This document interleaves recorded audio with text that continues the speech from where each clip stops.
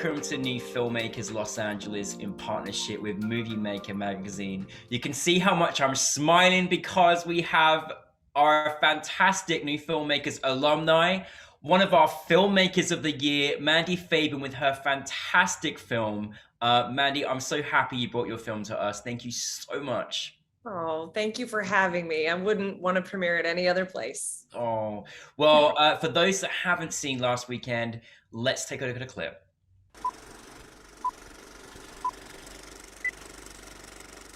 I'm not used to that yet, I guess. Are you leaving? You have to go now? Right now? Breakfast, right? A walk? One last walk? And then you can go. I promise, I'll take the kids. Tom, I think we need to rip off the Band-Aid here. I won't say a word. You need to leave. I know. I don't understand why, but please, just let me leave first. Mandy, I was really shocked when I saw your film because I know you're so good at your fantastic comedic dramas, and this was a whole different tone of what we normally see in your films, and it was incredible. But for those that haven't seen last weekend, tell us a brief synopsis. Sure. So last weekend is a story about a father who asks his wife, is begging his wife to stay with their family for one last weekend. And he would do anything to make that happen. And it turns out that he cannot. And this is kind of a spoiler alert, but what you find out at the end of the movie is that she's actually passed.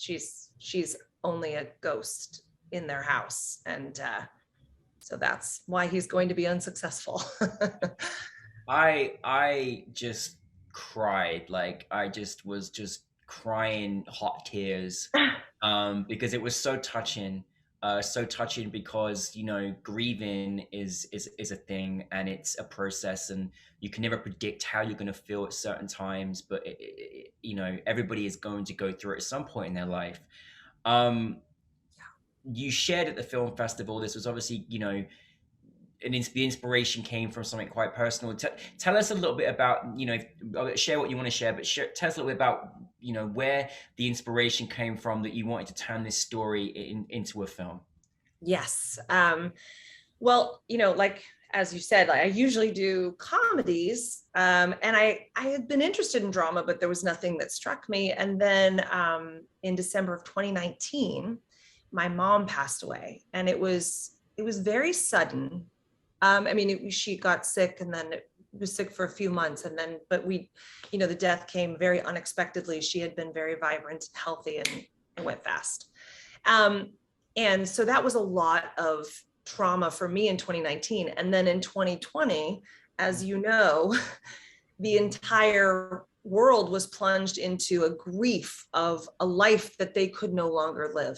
And that was very much my experience with the death of my mom. It was this really interesting, a weird recognition that there was life going on around you, but you were in an alternate reality.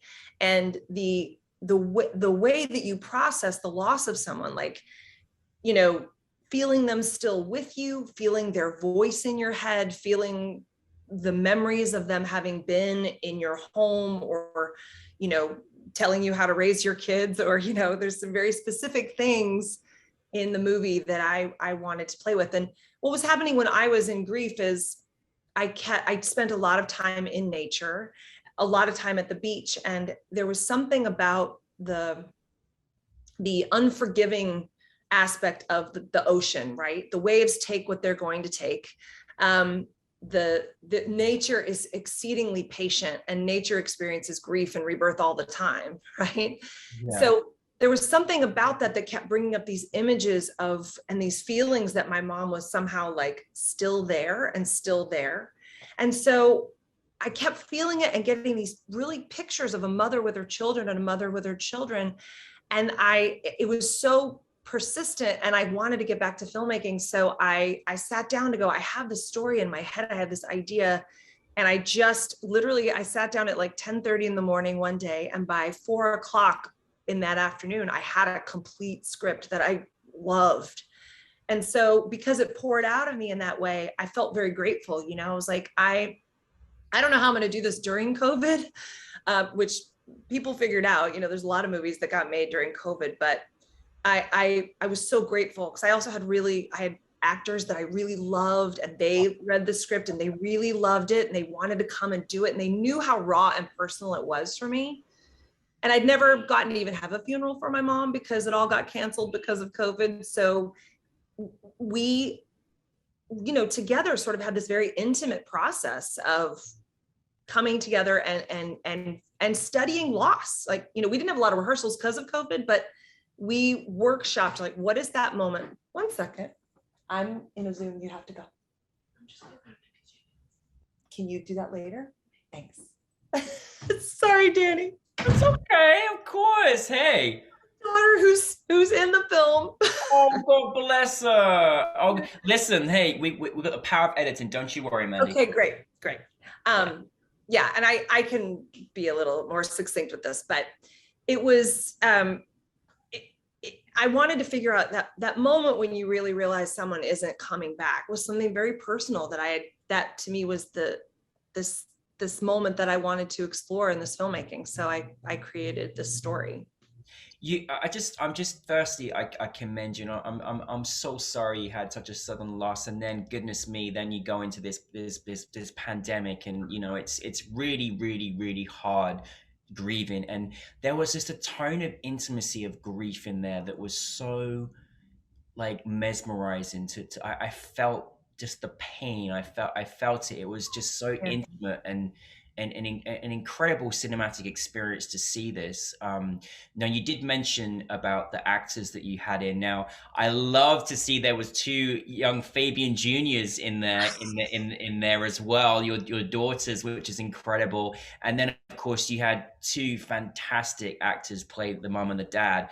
Tell us a little bit about obviously how you brought the mom and the dad and how you love to work as a director with those kind of things, and also the decision to bring in your lovely daughters as well. Well, Rob Nagel played the dad and Jennifer Carter played the mom. And I've been friends with both of them for a long time, but also fans, right? So I knew that they were both incredibly sensitive, open, flexible artists. Like they're very present. Yeah. And very just available. And, you know, the interesting thing for me because, you know, I usually do comedy because I think life is funny and beautiful and I appreciate flaws as funny, right? Like life is gorgeous. And the thing about grief for me, you know, of course it's incredibly painful, but it's a pain that comes from love, right? Yeah. This really deep, intense love that you have for someone and now they're gone. So yeah. That was the thing that I kept trying to sort of explain to them as we were workshopping this piece. Like, it's sad, but you guys, you have to say goodbye, but you love each other. So every time you're saying, I have to leave, I can't stay with you, you're saying, I love you, right? Because their situation was beyond their control. And that was the really interesting, intense thing about it is we focused on the intense love, the love she has for her kids and the love they had for each other. And the film is maybe that's the tone under it. Like it's very bleak because they all have to say goodbye. Yeah. But the reason it's sad is not the goodbye itself. It's the love. Yeah. That they so want to cherish every moment that they have. And that's the approach that I took. I always sort of take the love approach because, you know, even if you haven't grieved, you've lost, right? Someone you love, even if it's not death, you lose people you love through, you know, they move or there's breakups or, you know. Yeah, absolutely. I mean, I love the way you shot this film. You know, I love the way, I mean, goodness me, this when they're looking out at the stars and they're all just sat together and you know, the camera just pans across them all. Like, I'm just like, oh my goodness me. You know, your cinematography was just phenomenal. It really just captured this moment in time between this family. Did you kind of have an idea of how you wanted to shoot it? Because I just love the way that it was shot. I had an idea that I wanted a lot of space in the shots, like that I wanted to create a purgatory feeling. I picked a place that was very white, and we used a lot of, doorways as imagery for like them being in separate, separate entrances and exits. We used a lot of doors on purpose. Nina Ham, my DP, is just a phenomenal talent. I was so lucky before the pandemic. I met her. We were selected and paired together for the Women's Weekend Film Challenge. Oh, wow. And so I had weirdly met her at Sundance, I think, earlier that year or the year before. And so we were just paired, and then we had a real symbiotic relationship. I thought she was so talented. So she was she came and we did, we looked at the location, and she was just such a genius, she offered so much. She really got the story, and she has such a strong visual sense. And she also, because, we had such a small crew, she also was the operator. So she did everything. Wow. And she was fantastic. Yeah, really willing. Like those underwater shots we got doing some camera tests and things. She was just really willing to service my vision, but also she just brought so much to it, and she got it. And there were times when, I'd have to say, no, I don't want to go in for a close-up on this, because part of the whole visual theme for me too was, why can't I get inside of this? Yeah. Because that was also for me, the grief part of it is you don't really get to understand what happened. Yes. No, I love that you left us like that. I mean, to watch it as an audience member, that was, very intriguing, and also quite an interesting feeling inside that you felt watching this while you can't get inside. It's amazing. Now I love your comedies, but now I love your dramas. So, I really do. And I hope there's just more of everything that comes from you, Mandy. But like, I'm always so curious of when we challenge ourselves, especially in like a new genre, how different was it making a film like this to what you've made before? How was that experience for you? Have you kind of learned anything from this process? I loved it. I really loved it. I mean, I did. I loved how personal it was. And I loved the rawness of it. I loved directing these fine actors. I mean, they were so available and shaping their performances. And by the way, it was one of those really amazing things where I write something that's raw and personal and ethereal, and then they come in and they make it the next thing. And then the DP makes it the next thing, and the editor creates it into the next thing. It was really just such a beautiful collaboration, and the experience of drama, I would love to do another one, especially something so personal. We were all weeping together on set. Like, it was just, we were all exactly on the same page in every moment, because, not everybody thinks the same thing is funny, but we usually do find similar things painful. Yeah, absolutely. It's a universal kind of experience. Yeah, so I really liked that. Post was really tough because you have to watch a movie about 25 times to QC it. And I cry every time. I cry every time I watch it. Honestly, I watched it twice and I cried both times as well. So yes, but I mean, my goodness me, that's a luxury when you've watched it as many times in the edit, and it still gets you right there as well. As I mentioned, the film festival, on a personal level, I found your film very healing for something I was going through as well. And I just really commend you, because it just reminds you of why you make film, and you never know who you're going to touch or how you're going to touch them and their hearts. And I just, thank you for my own self for making this film, because I really was so touched by the film, and it was always so wonderful, a film by you, Mandy, as well. But I'm just curious, like, what did you kind of want your audience to take from your film? I wanted, if anybody was experiencing the thing that I was experiencing, I wanted catharsis for them. Ultimately at the end of the movie, there is a little bit of hope. Like he says, it makes me cry every time. He says, we are going to be okay. And I think ultimately that's what I wanted people to take away. Yeah. Because, it's, you love people. That's worthy of celebration. Like that's worthy of expressing every last moment you can that you love somebody. And I think that's for anybody who was also in grief for any of the number of reasons we were all grieving. I wanted them to be able to feel the loss, Yeah. but know that we are going to be okay. And we are surrounded by things that, who knows, right?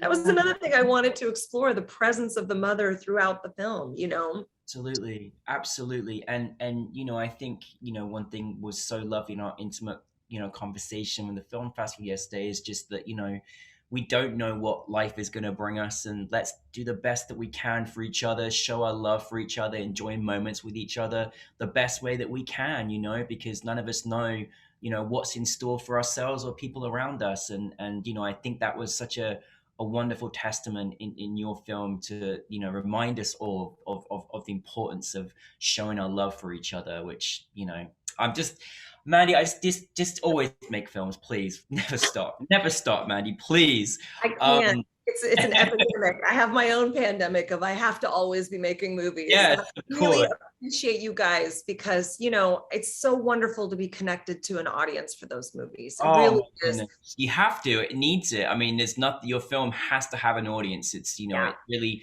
requires that. What And next? I also just want to say I appreciate you also being open to someone switching genres. That can be very tough. You know, people go, "Oh, drama from you," but I love that you got it. It made me really happy. Oh my goodness. No, I mean, it doesn't matter what genre you bring us, Mandy. Like, I'm always game because it's from you. I think you've got a fantastic aura, and I'm sure people love being on your set. So whatever you decide to do, we're fully supporting you no matter what you do. But no, I mean, I know you can do anything, Mandy. You can do any genre, so don't even, like, you know, limit yourself ever. But I'm curious, what is next for you that you want to work on or working on? I am in post right now on a feature film, my very first one that I did. Yay! I know. We shot it last April at a camp up in the woods. It's it's a group of college friends that go to an off the grid wedding in the woods and sort of face all of their demons in themselves and each other. And it's a feminist rom-com. I wanted to write, my inspiration for the movie was seeing a woman who ends up at the end of a rom-com, the lead is single and happy. Mm-hmm. And so it's called Jess Plus None. And it's hilarious and I am so excited. So I'm in post editing right now, and then we'll be doing all of the rest of the pieces that you put together to get a feature done. And beyond that, you know, I'm already thinking about the next movie that I'll shoot. That is amazing. Oh, Mandy, I'm so happy. I can't wait to see your film. It's Single and Happy. You always do. You're always such a wonderful advocate for women as well, in front and behind camera. Like, you've forever been so wonderful and consistent. You've got amazing people working on your projects, and, you know, I know everyone has got that incredible care and detail that you put in to support you know, women, particularly in film. And congratulations on all the stuff that you do to support amazing people. I can't wait for your feature. I just want to see it now. I'm ready for it. So please just bring it to us, bring it in our direction, please. But thank you very much, Mandy, and thank you for bringing your film to us. Thank you. Thanks again for having me.